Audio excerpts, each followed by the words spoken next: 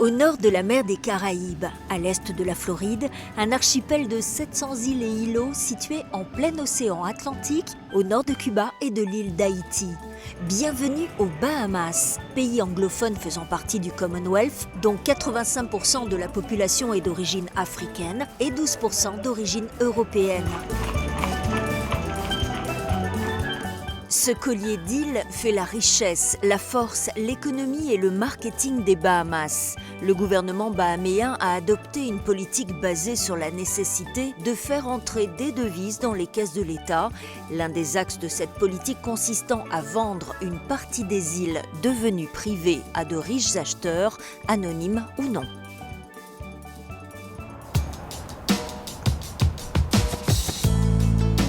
Toutes les îles des Bahamas ne sont bien sûr pas à vendre. Nous sommes allés rendre visite à Madame Joy Gibrilu, directrice du Bahamas Investment Authority, afin de nous aider à localiser celles qui, effectivement, ont été mises en vente par le gouvernement bahaméen.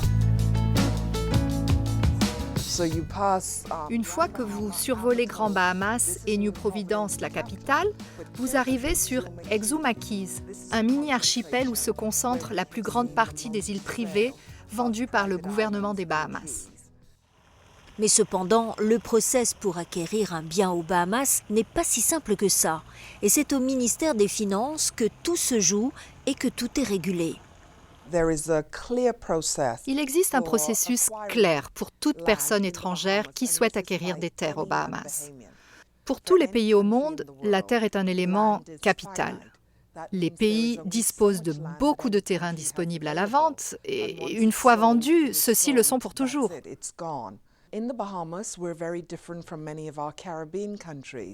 Aux Bahamas, les choses sont différentes.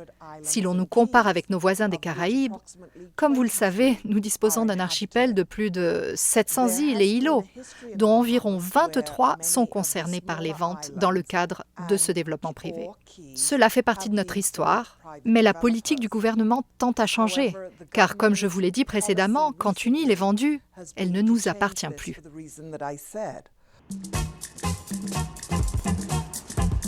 Samira Colby, agent immobilier chez Sotheby's Real Estate, connaît parfaitement le marché des îles et des villas de rêve.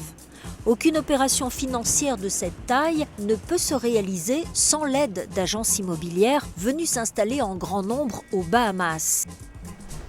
Hey, good morning, Joey. How are you? Good morning, good. How are you? Good, good. Thank you. Anything for me?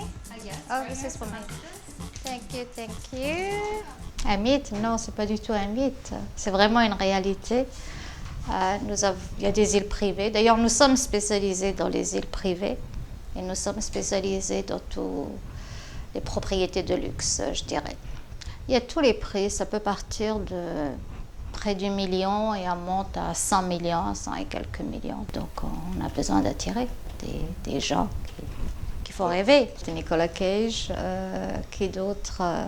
Je sais pas moi, Johnny Depp, Shakira, Michael Jordan. Oui, il n'a pas une île, il a des belles choses. Mais pour une partie de la population, le discours est tout autre. Kellner, pêcheur vivant aux Bahamas depuis toujours, n'a pas hésité à nous faire connaître son point de vue sur la question. Je suis un pêcheur et j'exerce ce métier depuis près de 20 ans, peut-être plus. La vente des îles, ce n'est pas une bonne chose pour notre pays, même d'ailleurs pour mon métier.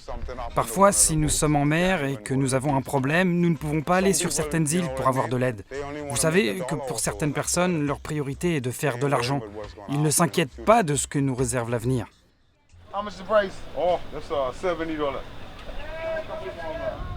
L'inquiétude semble réelle, car certains investisseurs profitent de cette situation. Mais qui sont ces personnes riches et célèbres qui cherchent à acquérir des biens aux Bahamas et d'où viennent-elles ? Dans le cas de vente d'îles, vous constaterez que ces investisseurs appartiennent tous au même réseau social ou viennent tous du même ultra high network. Et c'est compréhensible quand on connaît le coût d'une île. Il ne s'agit pas d'une petite opération immobilière, mais au contraire, il s'agit d'importants mouvements financiers. Du coup, nous accueillons de riches investisseurs, des célébrités qui cherchent à protéger leur vie privée. Et nous, aux Bahamas, nous faisons en sorte de respecter le souhait de toutes ces personnalités qui veulent fuir la planète médiatique et les objectifs des paparazzi. D'ailleurs, beaucoup de personnes connaissent Johnny Depp.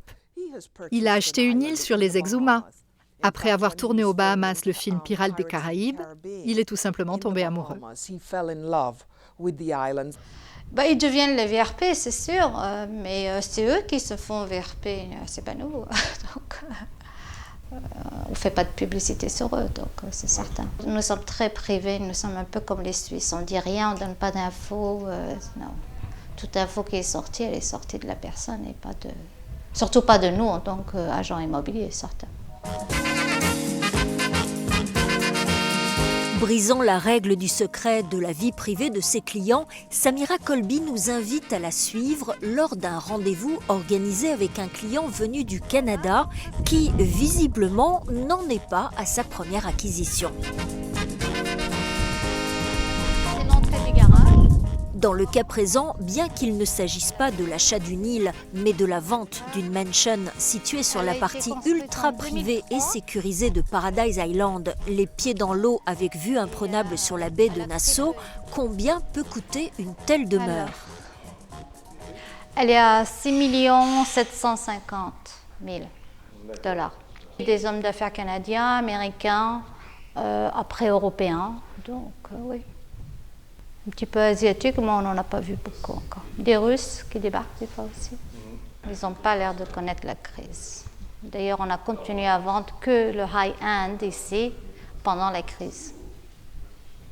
Voilà, donc c'est une maison qui est à 6500 pieds carrés, elle a 5 chambres. Visiblement, la crise qui a touché le monde entier n'a pas affecté le marché du luxe de l'archipel des Bahamas.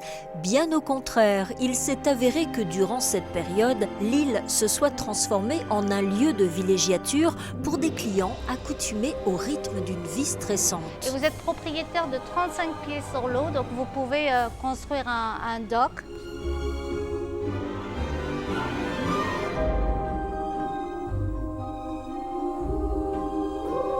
Donc là, c'est la deuxième, oui. Ouais, c'est bien. J'aime bien les clients comme ça, moi. Je suis un homme d'affaires de Canada et la vie est très vite au Canada. Je travaille beaucoup, donc j'arrive ici aux Bahamas pour deux raisons vraiment. Pour la tranquillité. Je trouvais qu'il y a beaucoup de Canadiens ici. C'est un marché traditionnel pour les Canadiens. Je trouve que c'est une vue qui est extraordinaire. Comme tu peux voir, c'est une vue partout sur la mer. Vraiment, on ne peut pas mettre un prix sur une maison comme ça. Donc, il n'y a pas de limite pour ça. Il reste tout de même une question sensible, l'origine des fonds investis aux Bahamas. Le gouvernement bahaméen ne serait-il pas tenté de fermer les yeux sur la provenance et l'origine de l'argent investi dans l'achat des îles, sachant que pour chaque transaction, l'État récupère des taxes et que cette opportunité financière crée des emplois directs et indirects? They have to have character references. Les investisseurs doivent pouvoir montrer leurs références bancaires et financières.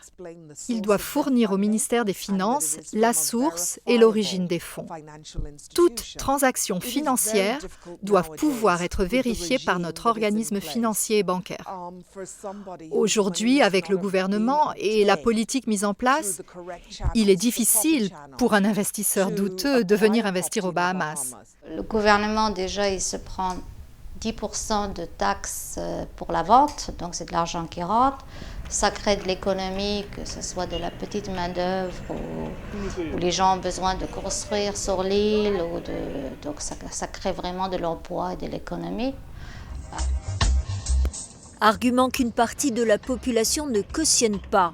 Une impression de plus en plus grandissante de ne plus pouvoir aller nulle part quand les Bahaméens voient fleurir les panneaux propriété privée. toute balade ou pêche en mer devient problématique de peur de se trouver dans des eaux interdites. They buy it for their personal use. Beaucoup d'étrangers viennent, ils achètent tout, vous voyez ce que je veux dire, les belles propriétés, nos îles, ils les privatisent. Construisent des marinas privées. En fait, bon nombre de Bahaméens ont depuis longtemps l'impression qu'ils perdent leur pays. Property and the land and what's not for. You know what I mean? A little and nothing. You know, I have to be very, very clear. Vous savez, je dois être vraiment claire. Le gouvernement n'a plus vendu de nouvelles îles depuis plusieurs années.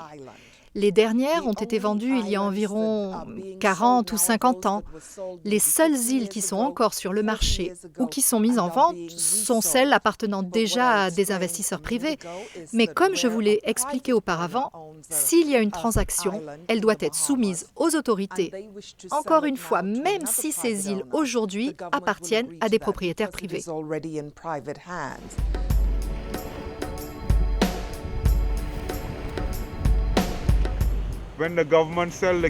Le problème avec le gouvernement, c'est que quand il vend les îles, les nouveaux propriétaires, ils font tout de suite des travaux de forage ou autres. Ils détruisent la mangrove et nuisent beaucoup à l'environnement.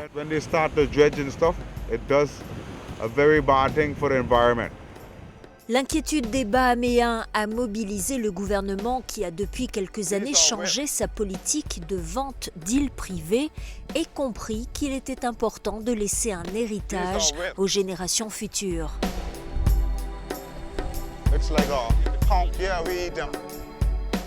Si les autorités et le gouvernement venaient à décider la mise sur le marché de nouvelles îles, ils feraient face à la gronde des Bahaméens, qui s'inquiéteraient de savoir quelle terre, quel héritage ils laisseraient à leurs enfants et à leurs petits-enfants. Les Bahamas affichent une belle prospérité, réussite basée d'abord sur le tourisme. Le PIB, produit intérieur brut, a été estimé en 2011 à 10 milliards de dollars, affichant un taux de croissance de 2% par an. Le faible régime d'imposition a favorisé le développement d'activités financières offshore, l'achat d'îles et de propriétés de luxe. À n'en pas douter, le gouvernement actuel des Bahamas fera toujours en sorte de préserver cette riche clientèle et d'en attirer de nouvelles, des investisseurs avides de paradis, pas vraiment perdus. Of all the years I ever knew,